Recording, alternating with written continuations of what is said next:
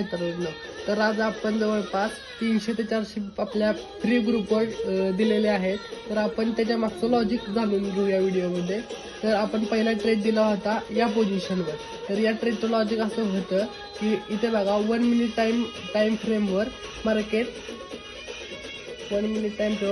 Continuously rejection घेत होतं.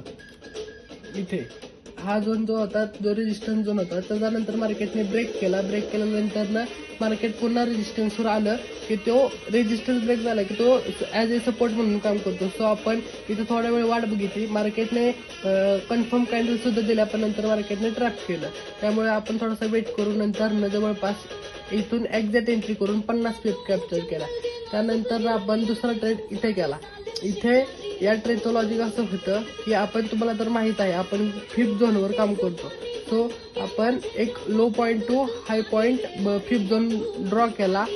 आपण हा एक लो टू हा एक लो ते हा एक हाय असं मार्क करून आपण गोल्डन झोन मार्क करून घेतला. गोल्डन झोन मार्क केल्यानंतर मार्केटने आपल्याला जेव्हा आपण कन्फर्म कॅन्डल दिली, तर कन्फर्म कॅन्डलवरून आपण जवळपास 137 पिप कॅप्चर केल्या.